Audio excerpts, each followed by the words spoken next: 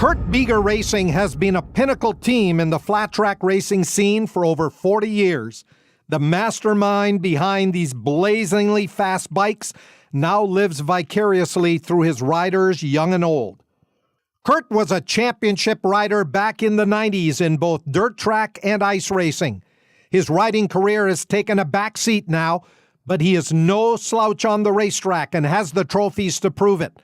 An impressive 9 national championships and 13 Ontario titles to his credit.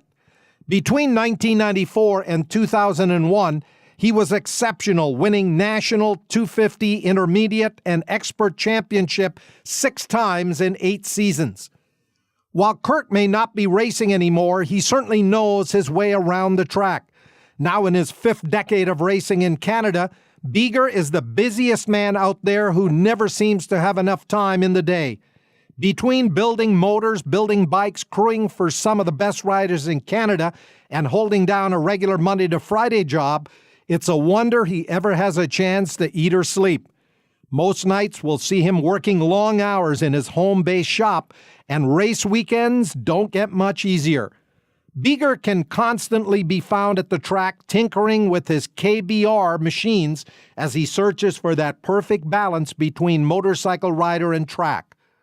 Biegger's first motorcycle was a 1972 Kawasaki KE-175 that he pretty well wrecked from crashing so often. His next bike was a 1974 Kawasaki KX-250 that he did a few motocross races on.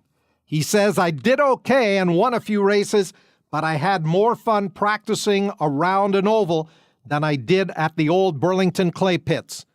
The Hamilton native was firmly bitten by the oval bug and in 1977 started racing dirt track in the 250 class.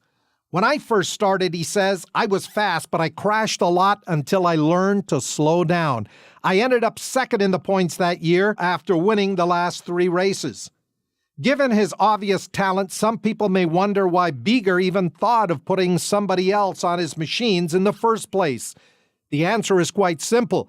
It was because of injuries, Biegger says. "I couldn't get out and race when I was hurt. I knew I had some pretty good bikes at home, and it seemed a waste of time having them sit there on race day." In 1979, Biegger had one of those injury timeouts after being involved in an accident on the street. "My Yamaha RD400 lost a collision with a VW Rabbit that day," he says. "It ended a promising season as I had won the first race of the year in Woodstock on a Harley XR750. That bike was a beast after riding a 125cc machine the previous season."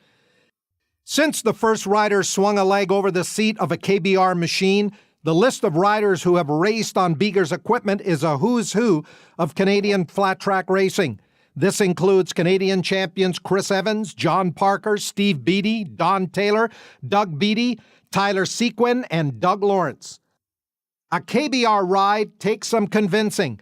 Biegger admits in regard to putting someone on his machines, "I have to believe that I can help make that rider faster so he can win championships, just not races. I have to see something in them." There have been many championships throughout the years for KBR riders, and in 2013, Biegger helped Tyler Sequin become the youngest rider to win the CMA #1 plate. "It was a great season, and I was proud to be part of what he accomplished," says Biegger. KBR riders racked up dozens of wins and a few championships over the years. Sequin reached the winner's circle 7 times during the 2014 season, won the CMA 450 Expert title and the Flat Track Canada Production Expert title, and finished second in the CMA and the Flat Track Canada Open Expert classes. Beattie won 4 out of the 5 races he entered, and brother Doug won 2 races while running a limited schedule, and PJ, Kurt's son, finished second in the CMA Open Intermediate.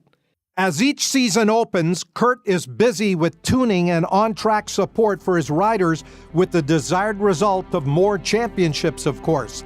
He will continue to be at the track every summer after a long winter of meticulous preparation in his shop for his KBR race team. Perhaps one day he'll be able to swing his leg over a bike again and show them just how it's done.